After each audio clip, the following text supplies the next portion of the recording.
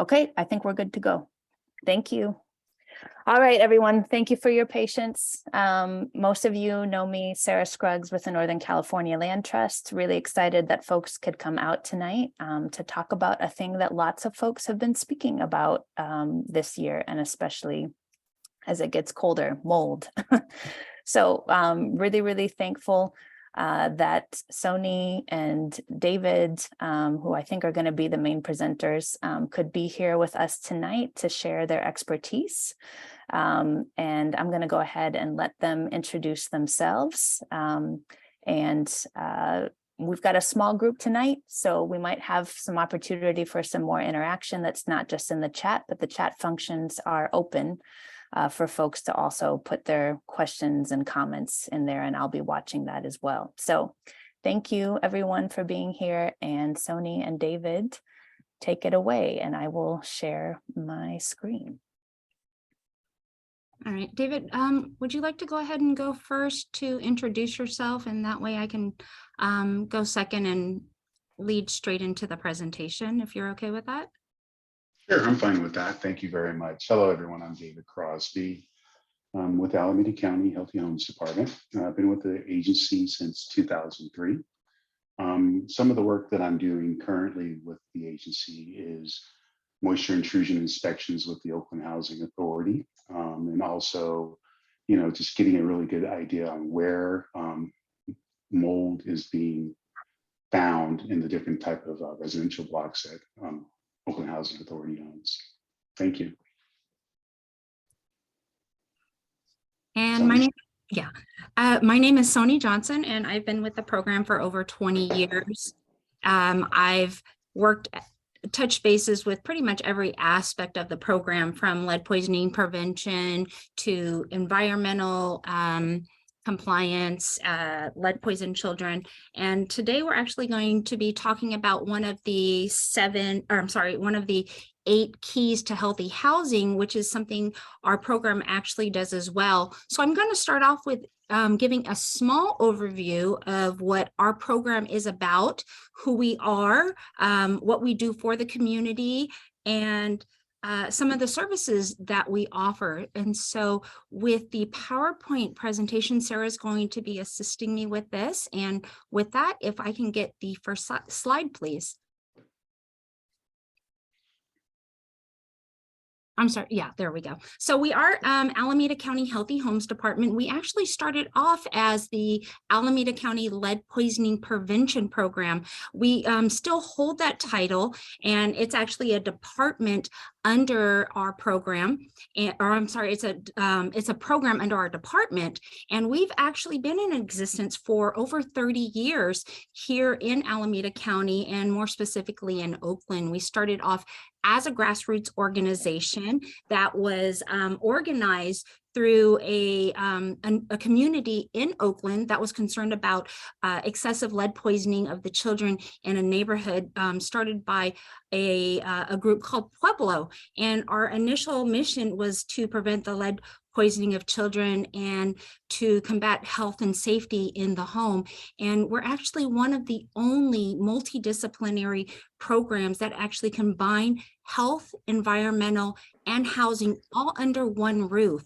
And so what our aim is to provide a holistic approach to health, housing, and environmental, so that all the occupants in Alameda County can live in a safe environment.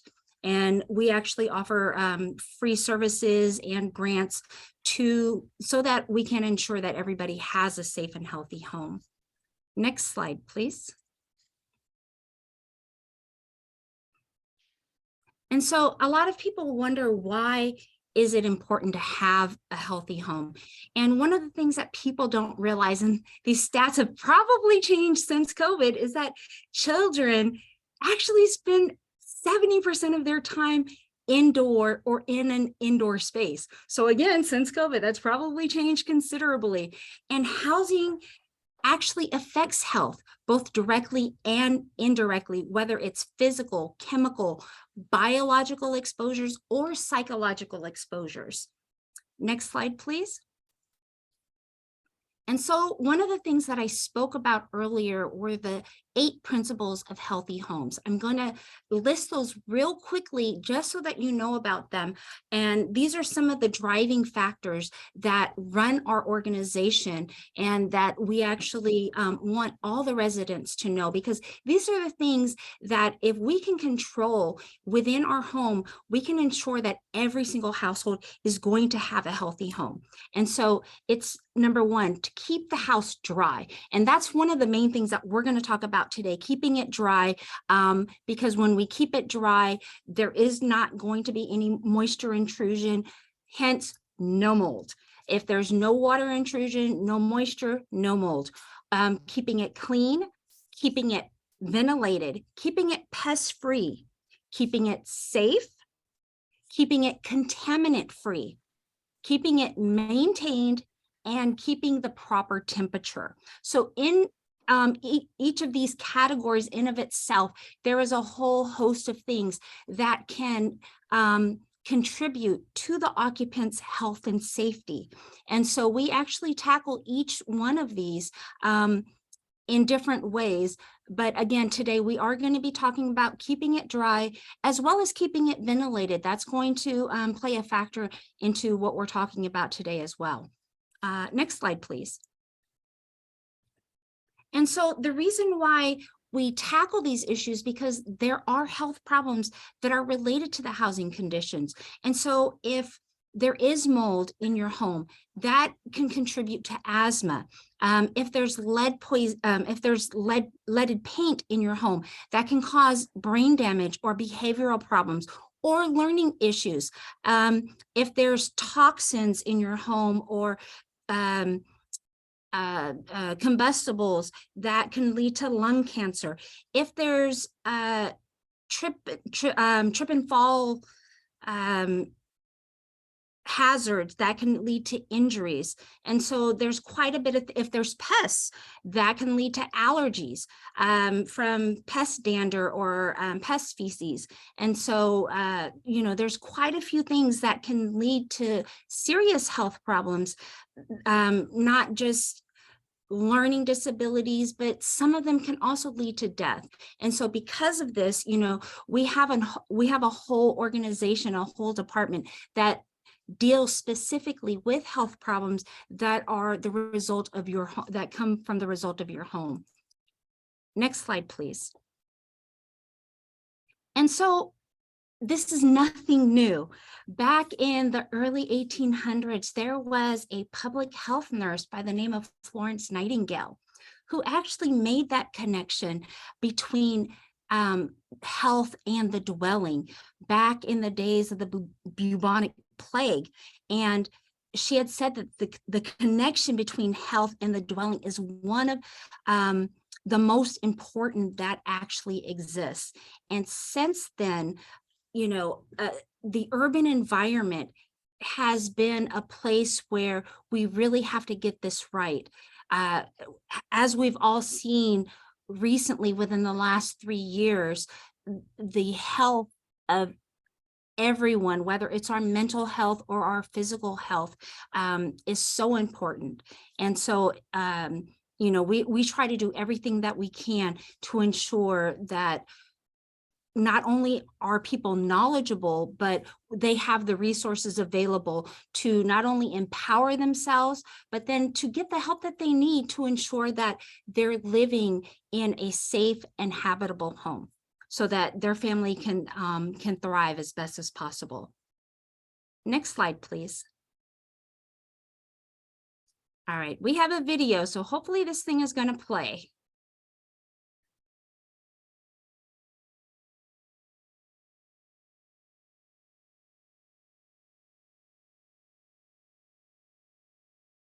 Oh, no sound.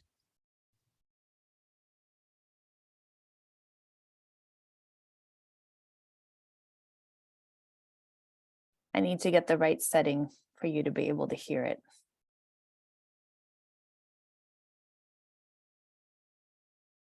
Okay, hold on 1 second.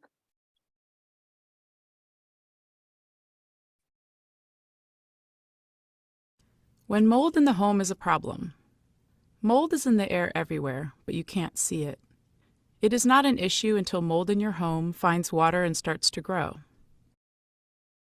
Water can come into the home through roofing problems, plumbing leaks, bathroom moisture, and air gaps around windows and doors. You have a problem when mold appears near a leak or other dampness in the home. Signs of a mold problem include the smell of mold. Mold has a musty odor. Sometimes you can't see the mold because it is hidden behind wallpaper, drywall, or paneling, or is on the underside of carpets. The smell lets you know that it's an important problem. If someone cleans or paints over the mold, it will return. This is because the water problem causing mold to grow is not fixed. Mold is common around bathroom tiles, windows, showers, and sinks. It can be hard to keep these damp places completely free of it. But you can usually prevent this mold from growing by cleaning it regularly and increasing the airflow. For more information, see the next videos in this series. Visit the California Department of Public Health website, cdph.ca.gov/mold, for information about mold in the home. So real quickly, we do have links to not only that video, but the rest of the videos in that series that will go out to everyone on the webinar. And so you'll have access to those. And before we continue, we actually have a Zoom poll, because what we'd like to know is, where have you seen or experienced mold in your home? And so we're going to have some choices for the Zoom poll. And if we can just get everyone to go ahead and answer real quickly. We can go ahead and do the Zoom poll, and I think we can, if your answer is not on there afterwards, because we have such a small group, you can unmute yourself, I think, Sarah. Are they able to? They can, yeah, and people are also answering in the poll, but whatever folks want to do too afterwards. Or even And on the yeah. chat. Yeah, if you want to answer in the chat, if your answer isn't one of these four in your bathroom, your bedroom, the walls, or the windows. And those are the ones that they had mentioned in the video, which are the more common ones. Yeah, I think we've got about 8 people who have answered. So I'm going to go ahead and end it. Share results. Diane said my dresser drawers. Yeah. Closets. I think I've heard closets before. Right. Bedroom closets. Exactly. Anna. Yeah. And can folks see the poll results? Can you read them out loud? Yeah, I'll read them out loud. So 6 out of 8 people said the bathroom. 3 out of 8 said the bedroom. 4 out of 8 mentioned walls, and 3 out of 8 windows. Got it. So that actually helps when we're going through this presentation, so that I know where to really put our focus, because in certain areas when we're dealing with mold, it could be structural, or some of it could be behavioral, meaning it's something that we can actually take action towards and possibly prevent. Some of the things that are more structural, such as an active leak, that's going to be a little bit harder to be proactive about, because it's something that is structural and it has to be fixed. And so, we want to empower you as much as we can during this process, but the key is to really identify where the source of moisture is coming from first and foremost. Next slide, please. And so I really wanted to do a quick overview about what mold is.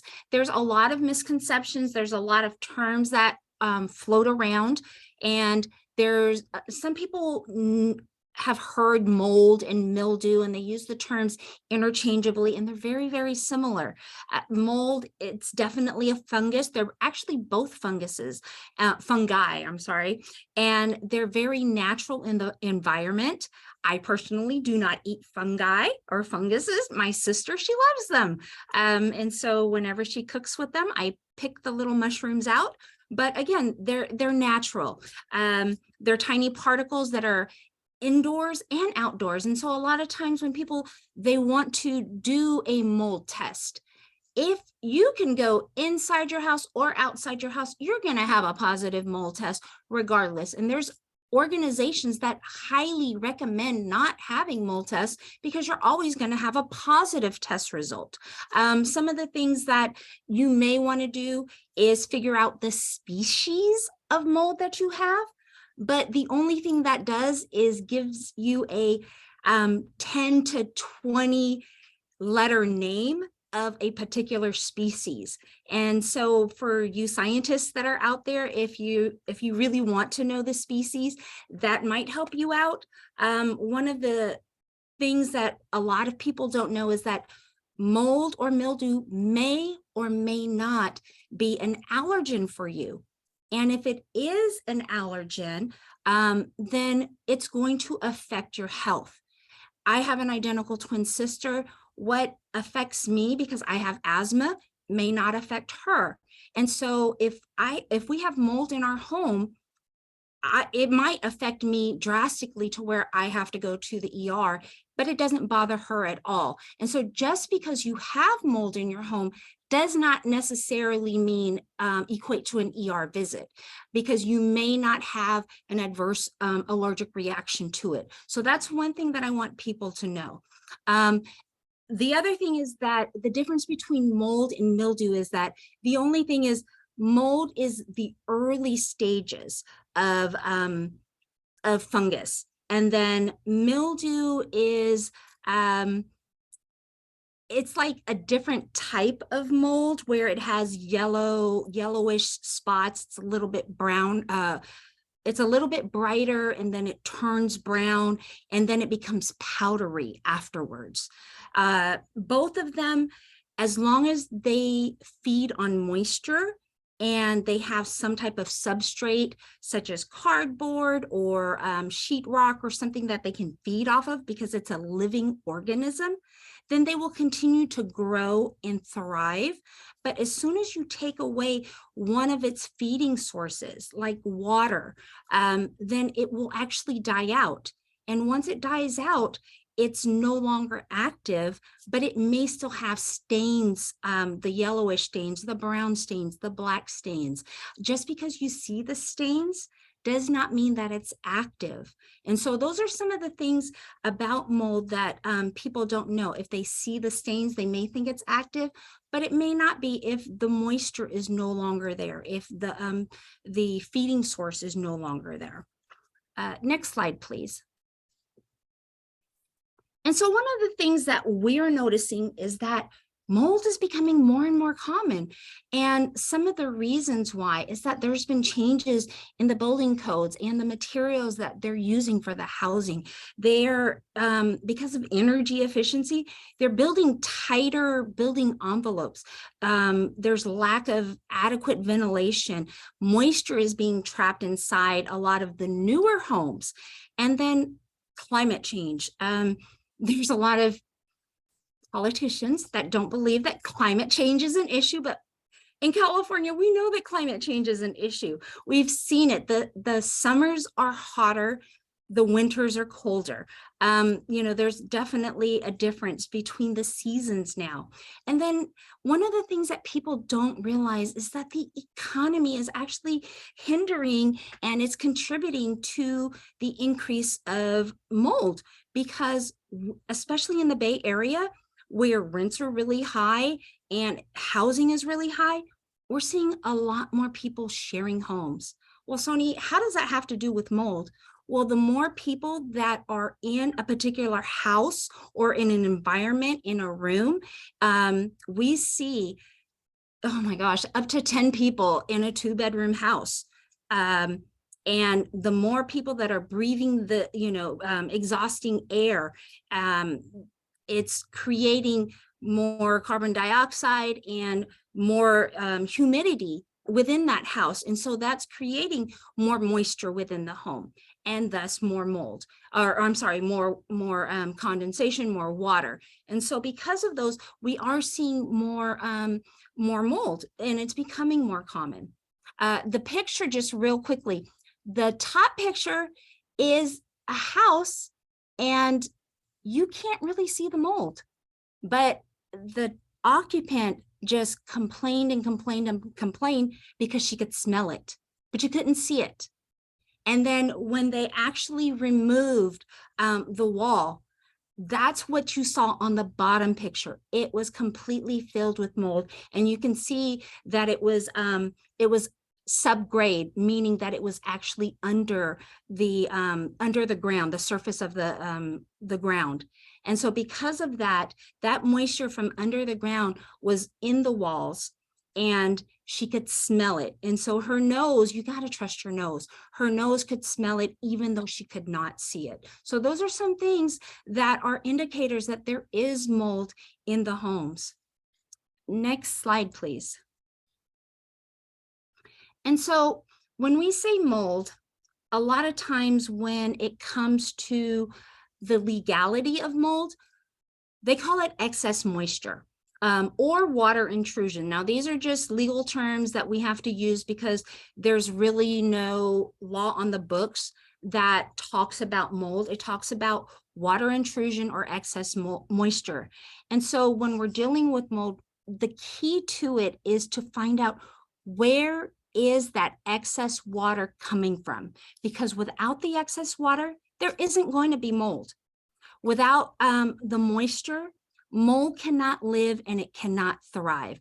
And so some of the common areas or the common methods that excess moisture can get into a house is leaks from cooking, from bathing in the bathrooms, from watering plants. I love plants and I would love to have a rainforest in my house, but all of those plants and watering all those plants would actually lead to, just like I said, a rainforest within my home. Breathing. So if we have, again, overcrowding within a house, that's going to lead to excess moisture. Washing, water vapors, there's air from the soil, of course. Groundwater, if you live near any creeks, and then surface water. So if there's any type of drainage that drains into your home, that's actually going to lead to excess moisture coming into your home as well. Next slide, please.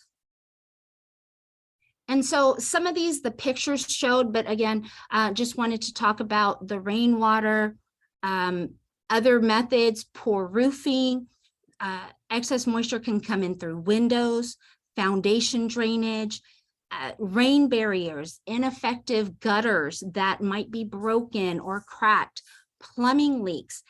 Plumbing leaks can come in from inside the walls, especially if you're living in a multi-unit building. You might not have a leak, your upstairs unit might have a leak, and that leak is going to come through the walls. And David has some great, horrible stories that he's going to share with you in a little bit about some buildings that where it wasn't the actual unit, but it was an upstairs unit. And those units actually leaked down, I don't know, I think it was like a couple of floors. And, you know, they weren't able to find the actual leak in that unit. And so, you know, there is a little bit of investigative work that has to happen. And so condensation is another thing that I'm going to have David talk about. So condensation is something where it's not an active leak, but it is something that has to do with the structure of the home in the way that a lot of the homes here in the Bay Area were built. The homes are built in the 40s, 50s, 60s. They're made of lath and plaster. They're made of concrete. There's not a lot of insulation in the home to protect the outside temperature from the inside temperature. And it creates that condensation where the walls are, we say crying, but you know, it's starting to leak moisture. And so that is a common source as well.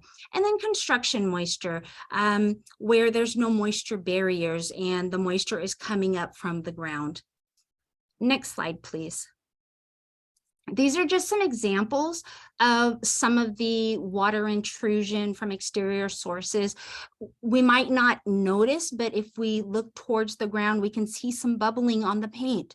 And that's just usually something like this is coming from downspouts or gutters that might have failed. And so we can see some of the bubbling on the paint because that the water has started to compromise the structure and compromise the wood. Next slide, please. The interior source. So again, we talked about the plumbing.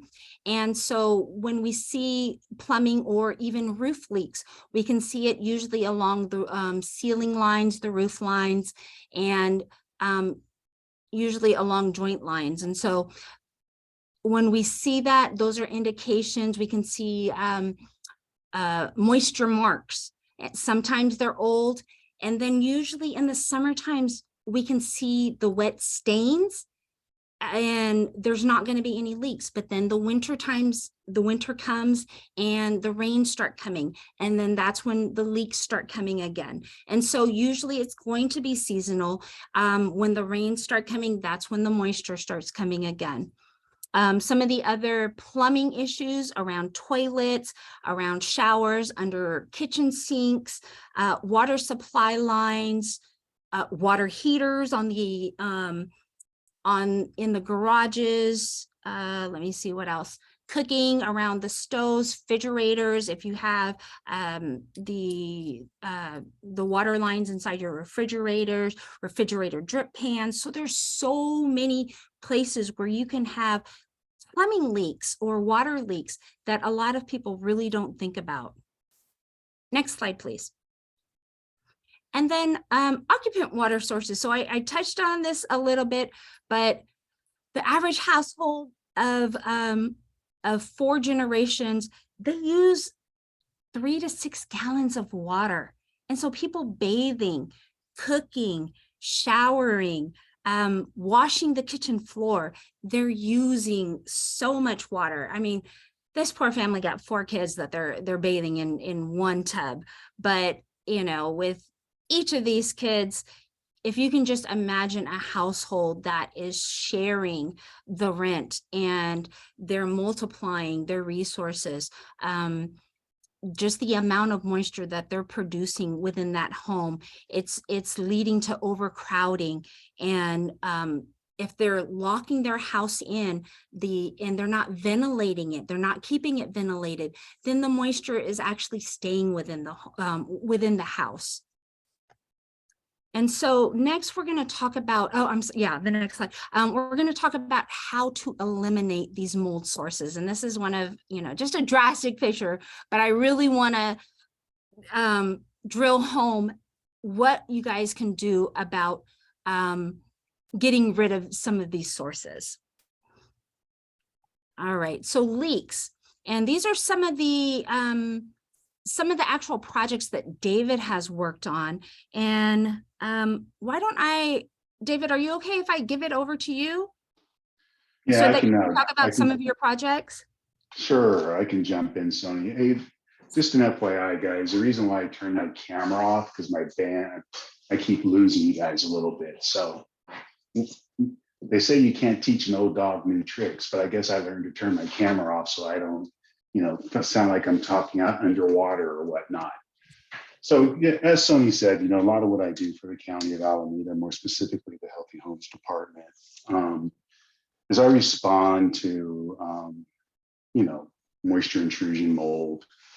We have a contract with Oakland Housing Authority where we would go in, and if the tenants are expressing concerns around smelling mold. Hold on 1 second, David. Yes. Oscar said he's having problems hearing you. Sorry do you have, about that. It's okay. Do you have a mic at all, or I have my earbuds in. your earbuds in? Okay. Okay. Yes. Go ahead. Keep going. Should I talk just a little slower? Maybe that will help him out a bit. That might help. Yes. Thank you. Okay. So as I was saying, what Sony is showing right here is a project that I had conducted over in one of the authority's properties. And the tenant was complaining a lot about mold, actually mildew showing up on her exterior facing wall. And after I used a moisture meter and the infrared camera, I was able to identify areas where behind the wall you could see that there was a really drastic temperature variance around the window. What I was able to do then is to take my moisture meter and sample what a moisture meter is. Basically, it's like a prong. You'll see a little bit later on where you can take it, put it up against the wall, or insert the prongs inside the baseboard or inside the sheetrock, and it'll give you a reading if there's moisture behind there. Sonny said earlier, you can look at a wall and you would never know. It could have like, you know, what is that stuff called? Like wallpaper up there, and there'll be like mold spores or mold or mildew behind the wall, but you can't really see it. Well, the infrared camera and the moisture meter allows us to kind of look behind the wall and get a really good sense of what's happening. So what I identified here was that window that this individual was working on basically didn't have caulking. And as a result, when it rained, moisture was leaching behind the window and getting into the wall cavity. And, you know, the reality is that, you know, you won't see that unless you use the tools to identify what's happening there. Sonia also talked a little bit about, you know, gutters and downspouts. You know, we don't think about these things until it rains, right? And if the water is not being redirected away from the property or from the foundation, that's when you start getting water backfilling into the crawl space or backfilling underneath the slab. And over time, through the evaporation, the water will leach into the living space. That was another issue with this property as well, because underneath this individual was a huge crawl space, and it was just an open space. And when I went inside the crawl space, you could literally see dampness and wetness, you know, where you could see the water was pooling and things of that nature. So, you know, that was one of the projects. And again, what's really important to understand is how to identify where the moisture is coming from. Because if you don't, as Sonny said, if you don't identify the source, no matter how much you put the cosmetic fixes on it, the reality is it's going to come back. You know, next slide, please. So what this is right here, it's an interesting thing. This isn't actually one of the projects that we've worked on.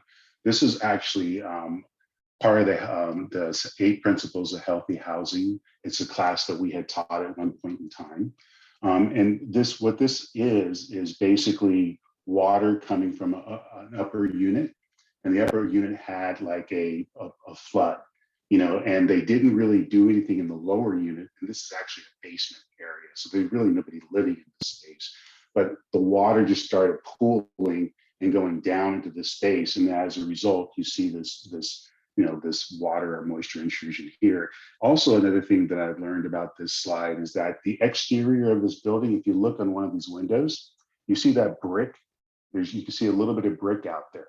That brick was not properly sealed. And like this was actually back east. So the snow and the wet season is a lot more harsh than our wet season, unless of course you live in Tahoe.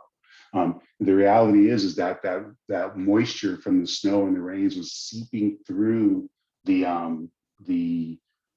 brick and then getting into the wall. And once it got into the wall, that's where you start to have those issues, and that's when you start to see that. So grading is a really big issue, because the reality is that if you don't have the landscaping around the property draining away from the property and draining back into the property, that's where you're going to start having bigger areas of concern. So it's really important to kind of keep an eye on that. The cool thing what's happening now is that you guys, you know, we just had our first big rain, right? And our first big rain, we start to realize, you know, what downspout's not working, what a culvert is, like, got a whole bunch of leaves in it, creating a backflow and getting that water into the home. So that's something that's really, if you look at the news today over in San Francisco, you saw the guys running around in San Francisco with a big old vacuum, sticking them into the the sewer to suck up all the debris that got into the systems. A lot of the streets and things of that nature got flooded because we just weren't prepared. You know, the same principle can go for people who own properties and, like, you know, even renters. I mean, if you walk the perimeter of your property and you see something that looks suspect, you know, reach out and talk to somebody, call the property owner, you know, because if the property owner starts working on that now, they'll save so much more money than working on it on the backside. Because once the moisture gets into the house, you're looking at a $2,000 to $3,000 fix, where if you got it before, you're looking at like $100 or $200 fix just by cleaning up the gutters or making sure that your downspout or your drainage system is intact. Next slide. So this is one of the things that we do. You know, it's you know, when I go out, I actually use a device that actually measures the amount of air that's flowing. So it's airflow per minute. The cool thing that anyone can do is, like, if you're inside your bathroom and you don't think that your bathroom or your bathroom vent is working properly, just take a piece of toilet paper. You take that piece of toilet paper and stick it up there. And if the toilet paper sticks, you know that the vent is working. Now, the question becomes one of, is it sufficient for the amount of moisture that's being introduced into the bathroom? Nowadays, you know, if you know, we are all living at home, we're multi-generational families, and as a result, you know, you have to actually leave that thing, the thing running, you know, for a long time. There's a couple switches that we could think about using. One's puts the switch on a timer, and that way, what you can do is, like, when you're taking a shower, you turn that timer on, and when you get out, you can have that thing run for 30, 40, 50 minutes, and then it'll automatically shut off over a certain time period. There's another type of system that we can put in place, or that you can put in place, which has to do with moisture content. The vent itself fills how much moisture is inside the room. And then when it gets to a certain dry point, it'll automatically turn off. This new technology, and, like, you know, I was hearing, you know, when we first started, you know, having this conversation, that we're noticing more moisture or more mold this year than years past. You know, the reality in the work that I do, we see moisture intrusion or mold mostly during the wet season. And if we see it during the dry season, we know for sure it's a structural deficiency. You know, I mean, it might be a little bit of both, but if you got moisture or mold build up, you know, during the dry season, there's going to be a structural issue. You know, if it's during the wet, did I say that? During the dry, yeah, it's a structural issue. It can also be a structural issue during the wet season when you get leaks coming into the property. You know, so that's something to kind of really think about. During the dry season, it could be a pipe behind a wall contributing. During the wet season, it's usually the roof leaking.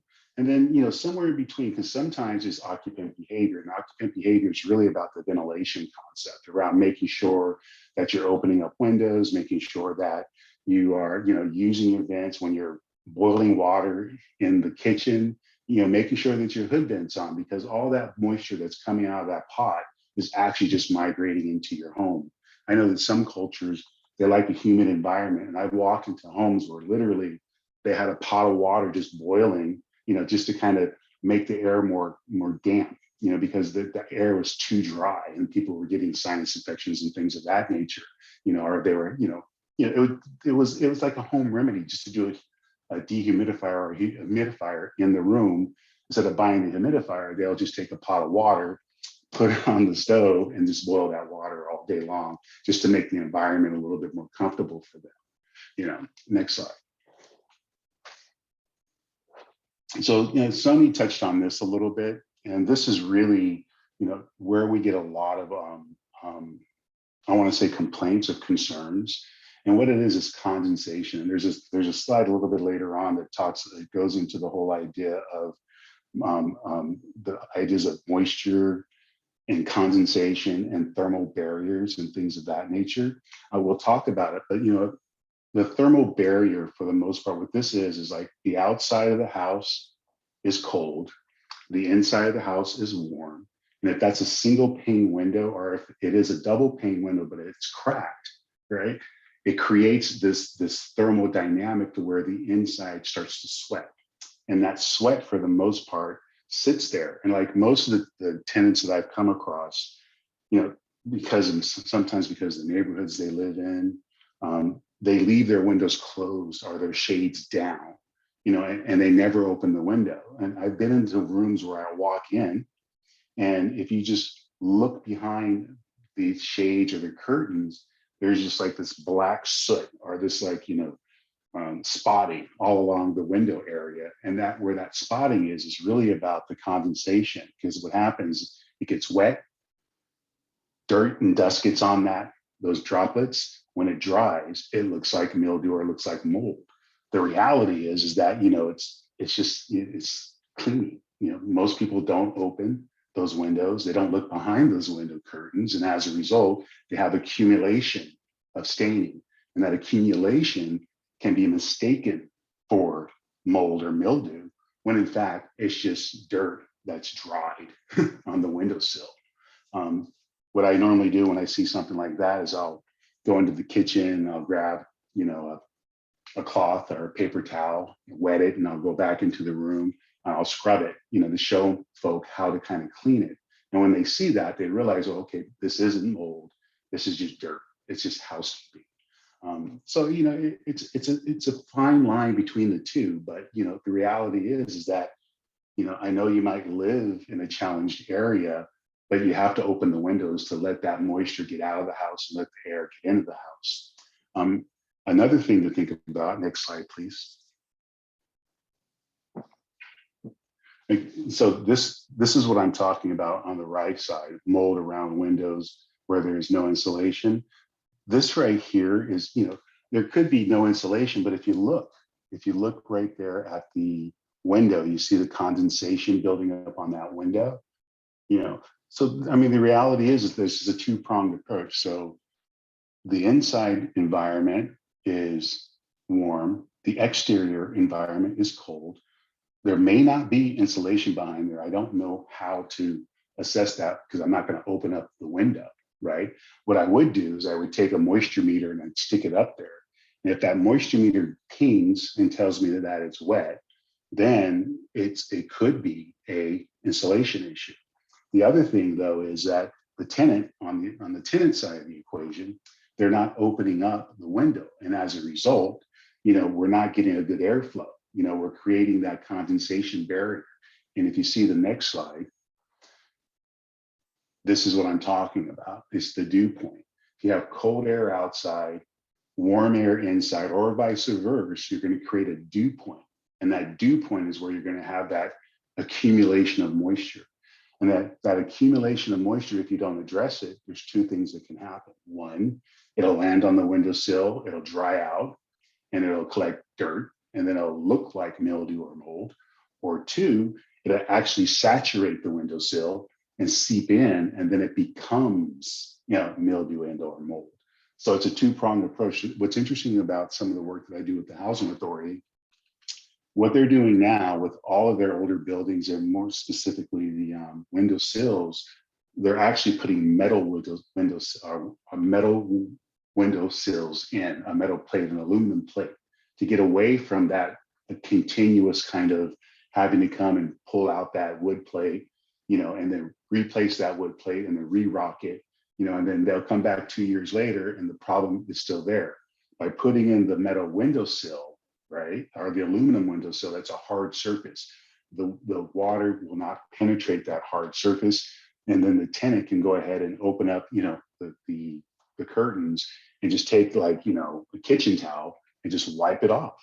You know, that's one way to address that area of concern. It's an easy fix, you know, but the thing is, it's really about education. You know, most folk, you know, if it wasn't for me working for this organization, I wouldn't think about doing something like that. I mean, it's not on your brain until you're like in that situation. Another thing that we do, the next slide, please, is often what I do is I'll go into, we have this equipment, we have moisture meters, we have thermographic imaging, we have temperature thermometers, humidity meter, all that stuff. This right here is really cool because what the thermal imaging camera allows us to do is to take a snapshot, right? And if you take a snapshot of this window, you see what's going on. So you have heat, the red is heat, right? The yellow is warmth and the blue is cold, and it's pretty like straightforward. And whenever those two surfaces come together, you're going to have some areas of concern. A good example would be, it goes, look at the number 97, right? You look at that and what's happening, this is a little bit weird, but the 97 is under the 97 is very blue, right? That's 97% cold is what they're saying compared to the 72 thing. So if you look at that, and if you look at the lines going down, you see how those lines are hitting that thermal barrier where the yellow is, right?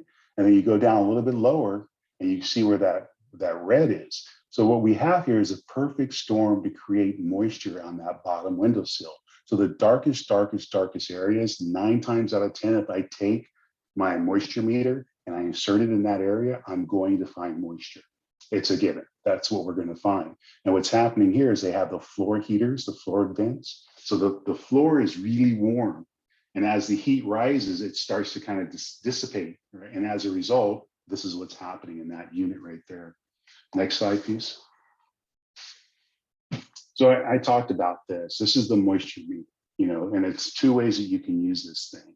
The first way you can use it is it's a non-penetrating sensor, which is on the left-hand side. And what this does is you can put it on any surface, and that pings. The red is basically wet, the yellow is at risk, and the green is good to go. That's kind of how you see this moisture meter. So the bottom line is that this project right here was out in Hayward. And what was happening with this project is there was a lot of condensation inside the unit. There was moisture in the bathroom, right? And it was very inconsistent because the living room was humid, the bedroom had a lot of humidity, and the bathroom had a lot of humidity. And the likelihood of all that humidity being in that one space and the variations, there should have been some less humidity in some area. What turned out to this one was that it wasn't an occupant behavior. The roof was leaking, and the roof had been leaking for a very, very long time. And the tenant literally had complained to the property owner, and the property owner was being what's the word I'm looking for? They were not, doing what they should do, for lack of a better. So we went out and we went ahead and did the assessment of the unit, and we identified that what was happening is that moisture was getting behind the actual wall and migrating into her unit. Her unit was a corner unit. It was a north-facing unit, which means it's not getting any sun, right? Doesn't have the opportunity to dry out.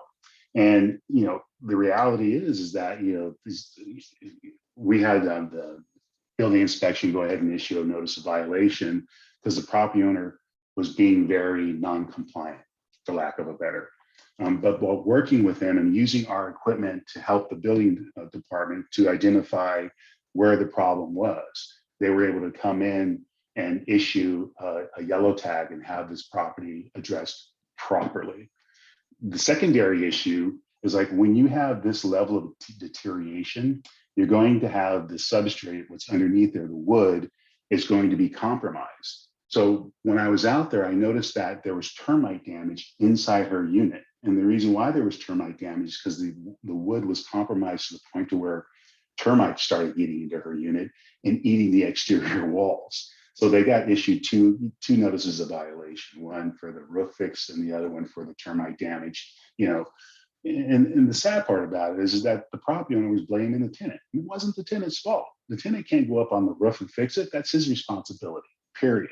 So he was giving the lady a little bit of grief, but we were able to come in and help her out because that's just not cool.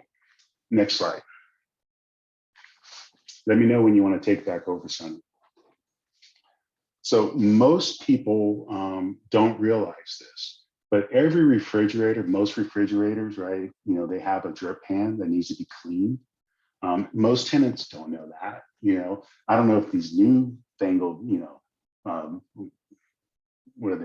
refrigerators don't have drip pans, but it's really important that, when you're doing your yearly cleaning or when you're doing your biannual cleaning, to look at areas where moisture accumulates in your unit. We know for sure, right? We know that moisture is in the kitchen. We know that moisture is in the bathroom. We know that, In those two areas, we expect to see moisture. It's important for, you know, tenants and property owners, if they do, you know, their due diligence, to open up the cabinets and look, you know, because most people don't, like, they have so much stuff inside their like their kitchen, whatever, the cubby hole underneath the sink, that you don't really know if there's a leak back there. The only time you're going to know is when you move that stuff or you reach in for the Ajax or something and you find a big old puddle.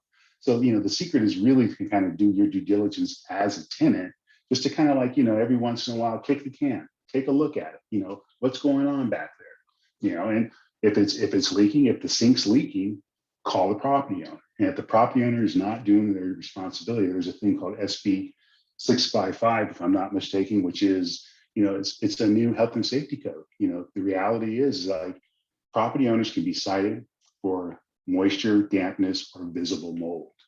Now, if there's visible mold, it's important for the tenant to document, contact the property owner, and give them an opportunity to address those issues. Got a call today, you know, where a lady was talking about how, you know, there's moisture in her home. You know, her ceiling is leaking and the paint is chipping. So we got two issues here, right? Not only do we have moisture intrusion, but then we have potential lead-based paint exposure, right? The reality is, the first thing we would encourage that individual to do is to contact the property owner, right?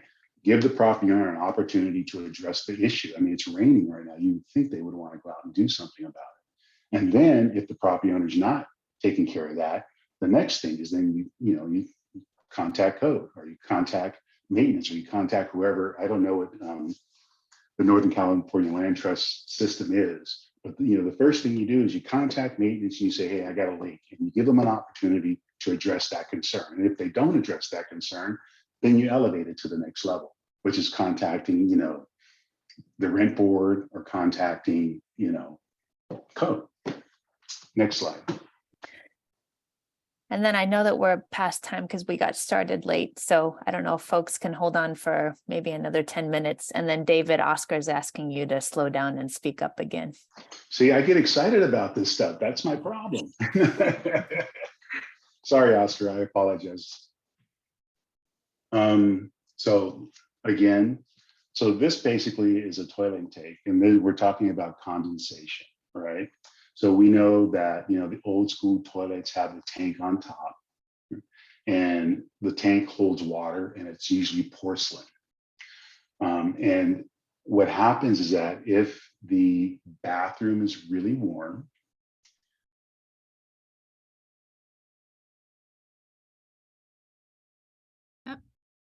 David? Okay. Did we lose David? I think we did. Okay, let me go through these last two slides just for the sake of time. So basically, mold can grow where we can't see it. I don't know all the details like David does. Let's go to the next slide. We don't have a lot of air conditioners, but the people that do have air conditioners, it does run usually on a system based with water. Same with water heaters. And when there's leaks, there is mold that can grow there. And so if you can just imagine that mold being blown through your pipes, or through your ducts, I'm sorry. And so there's so many ways that mold can actually get into your home, and with different cold surfaces, again, it produces that moisture. And when moisture hits dust, that moisture, the bacteria feeds on the dust as food, and it creates mold, and the bacteria actually grows. And then next slide, please. We're almost done. And so the last few slides are really what you can do to empower yourself to respond to these mold problems. And David, when you're able to come back on, leave your microphone on so that you can chime in. One of the main things that we advocate is working together with owners and occupants. When I say owners, I mean property owners, maintenance crews, property management companies, because really maintaining a mold-free home requires those that are involved with property management, or the owners to work with the occupants to inspect the home on a regular basis, not just in the winter times, but also in the summers, but also for the occupants to communicate the moment that you see anything that that you smell, that you see as a leak, or anything that might be a concern, so that you can immediately resolve them, resolve the issues. Next slide, please. And so I have some key messages, and we actually have a handout, because one of the things that we see is that owners blame tenants or occupants, they blame owners. And honestly, it's not one person's responsibility, because when it comes to water intrusion, when it comes to mold, it can be a combination of causes. It can be a combination of solutions. And so we have key messages for owners, property management, and maintenance. And those key messages are really structurally based. When it has to do with the structure, those are the responsibilities of the owner, of the property management company, or the maintenance crews. And so really, I'm going to go over some of these, and this is not a complete list, but these are some of the more key ones. So installing an exhaust fan in the kitchen or the bathroom if there is not a window. Now, if there is a window in the bathroom or in the kitchen, then that's usually sufficient. And if there is a window, then after showering, you want to leave that window open. Or if you're cooking, you want to leave that window open. Now, in the Bay Area, certain areas, we do understand that safety is an issue. So you need to take that into account. If you're not able to open the window, or if it's not an operating window or a working window, then you do need to request that an exhaust fan is installed. If there is an exhaust fan, I've done inspections where over the stove, the kitchen exhaust is not venting to the outside. So it's actually exhausting right back inside to the kitchen. That doesn't work. That doesn't help anything out. So it needs to be properly vented to the outside. And then the second one, maintaining adequate site drainage. And so if you're if the property is draining into the house, there needs to be a French drain. There needs to be some type of drainage to make sure that water goes away from the house so that it's not pooling into the house. That is a structural thing. You want to regularly inspect, repair any type of plumbing, the roof, the rain gutters, downspouts. Now, you know, some occupants or tenants don't really want property management or owners around their place all the time. We actually have checklists that are really cool and that are seasonally based. So you can actually, as an occupant, empower yourself and do your own inspection.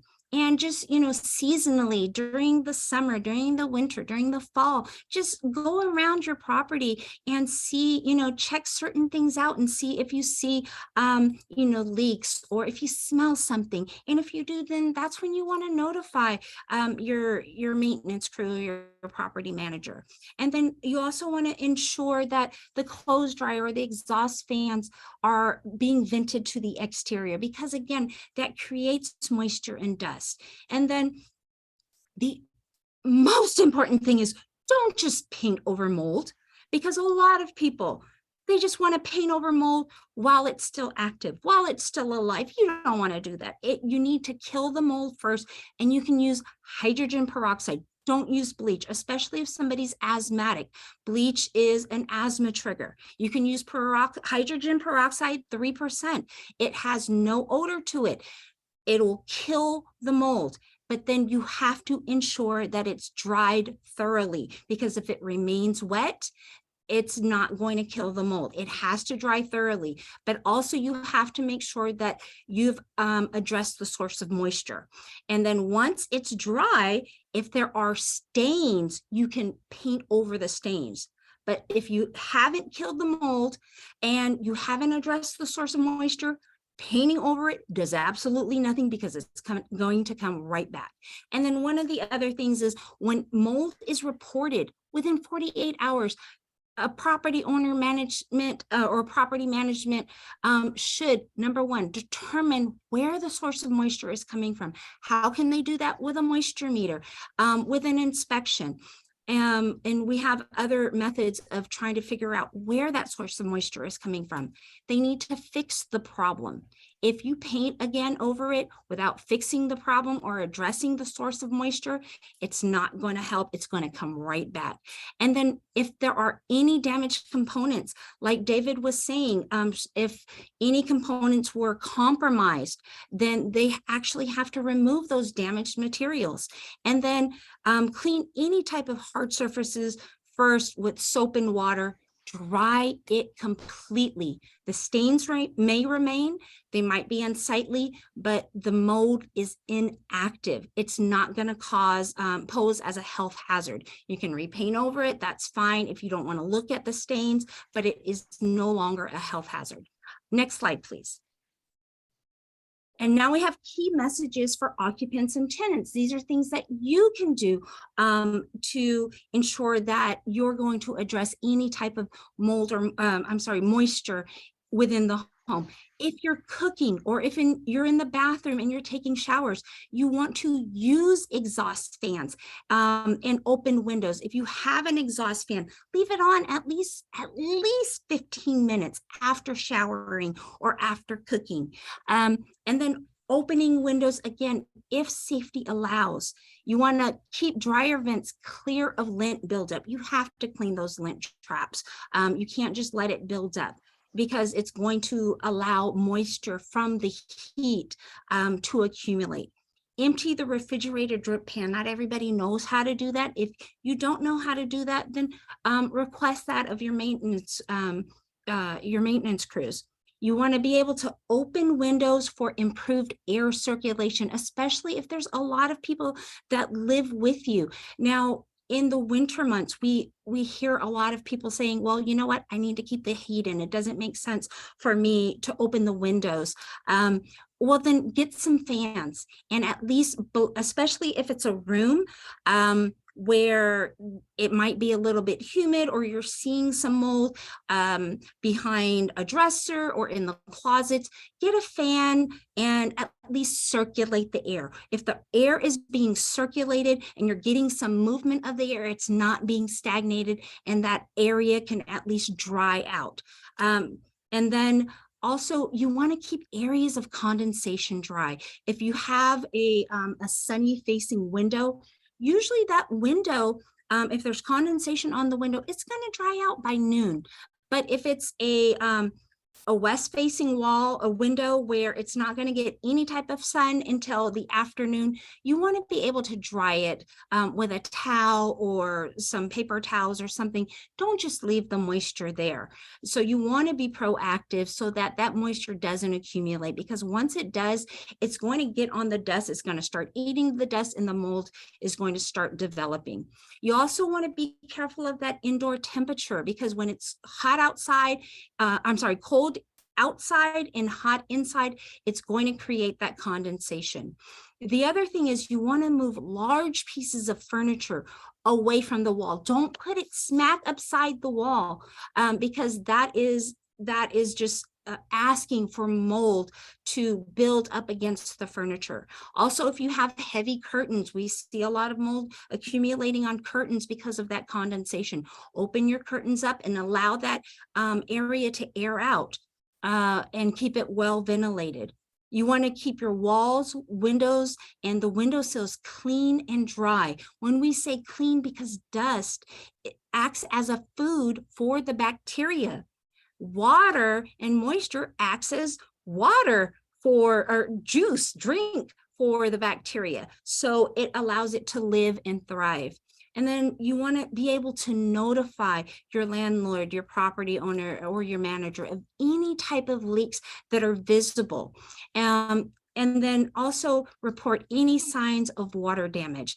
If you even smell any type of mold or mildew, trust your nose, report it, and allow them to do the inspection that's necessary to see if there's any signs of mold.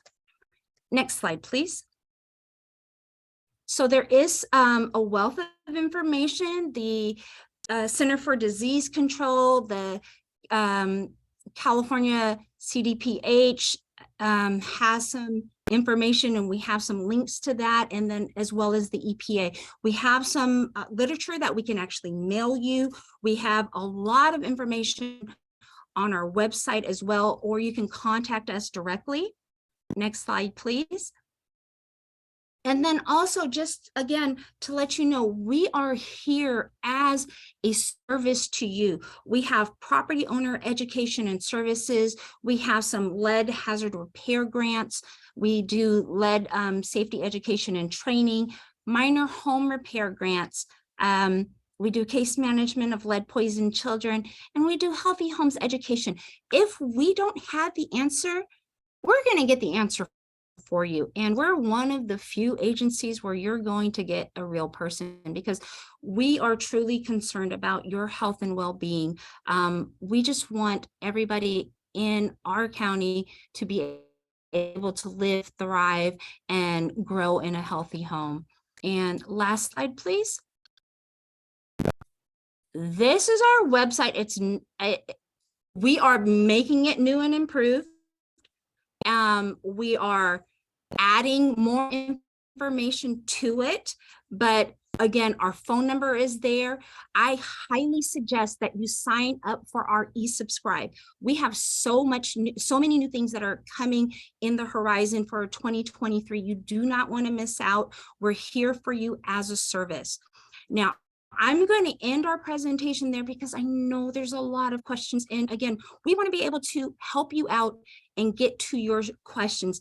I'd ask that you try to keep the questions as general as possible so that it can help most of the people out that's on the webinar. If you have anything specific, let me see, what's the best way, Sarah, if we have, you know what, I can put our contact information in the chat, and you can reach out to us individually if you have like specific questions, or if you have do you guys have housing counselors or specific people that?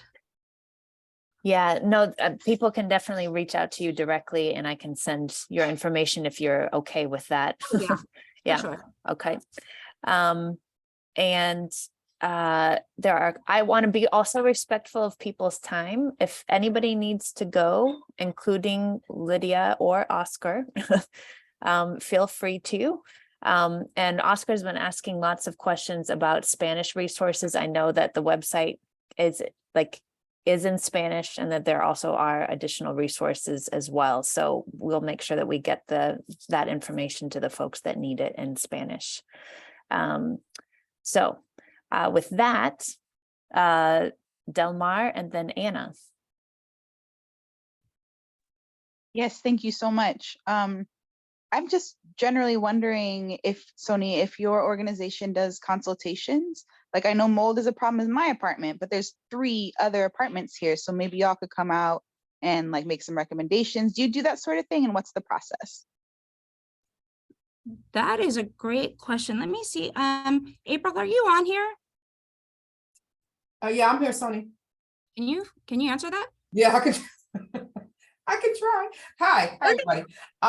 So currently, April Williamson, I'm Director of Operations for HHD.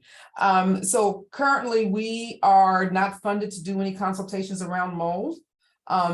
This is, as you've seen from the presentation, something we've done in the past, but don't currently have funding to do individual consultations. So what we are trying to do is really, as Sony was speaking to, provide as much information on our website, mailing, and if you have a specific question, you can give us a call and we can try and work through that with you. But we don't do anything more detailed, like go out to your homes or anything like that. We don't have funding for that. But if you want to call your board of supervisor and tell them you need that funding, that would be very helpful to us. And Delmar, we could probably also do something. NCLT is the entity that owns Delmar's building at this point. They're going to be moving to a co-op structure, and there's going to be a rehab. But Delmar, there's probably more stuff that we can do with all of you. So let's keep talking about that. Anna? Yeah, I'm wondering if mold has gotten on some items like shoes, bags, clothes, like if there's anything you recommend for that. Yeah. Yeah, that's a hard one because it does stain. So you can kill mold. The stains are hard to get out. And so even when it's on a structure, you have to repaint it to get the stains out. You can't really scrub it out. And so when it gets on clothing, that's really hard to get out. I personally have not found something to get it out of clothing, even out of canvas, because I go hiking a lot and I have this favorite chair that I would love to continue to use, and I have scrubbed the mess out of it and I haven't been able to get it out. But yeah, it's a stain. So it's no longer alive. I've killed the mold or the mildew. I just haven't been able to get the stain out. Hey, Sony, I think I'm back. One of the things that some people do is that they actually use like a diluted vinegar solution, or they soak porous materials in vinegar. And that's been known to kind of like not only kill the spores, but also it kind of, I don't want to say gets rid of the stain, but it really dilutes the stain significantly. So that's something like, the standard vinegar, $97 for, or $97, 97 cents for that big old bottle. You can use that, and, it does, address some of those concerns. And that's on porous materials, you said? Yeah, like even the chair that you're talking about, pouring vinegar on Yeah. that with a nice scrub brush and scrub on that for a while, that should do it. If it's a shirt or if it's a bag or something like that, and if it's a canvas bag, you can put it inside a bucket, pour some vinegar solution on there. I mean, you go online, you can find that stuff pretty easily. Oh, I'll give that a try. Thanks.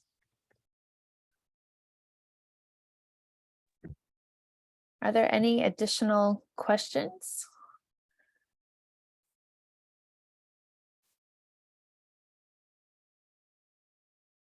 I know that we are over time.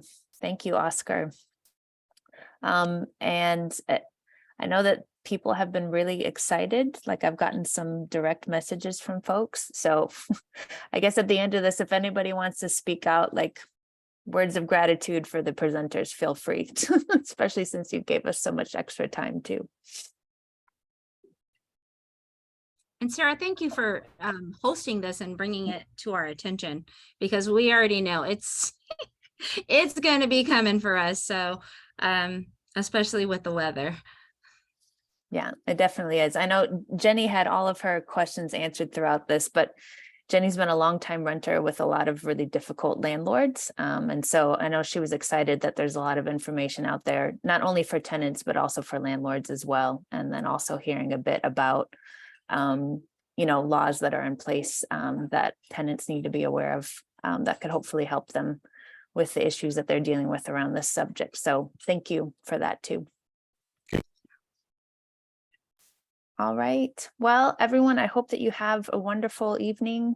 Thank you again for spending extra time. Thank you, Lydia, for last minute doing recording. And thank you, Oscar, for the interpretation. And I'll be making sure I get everything out. And Sonia and David, I'll be in touch with you about additional materials to make sure that we've got more Spanish resources to get out to folks. That sounds great. Okay, right. Thank you very much. This is Oscar, the interpreter. I am going to mute myself and just wait until you close. Okay.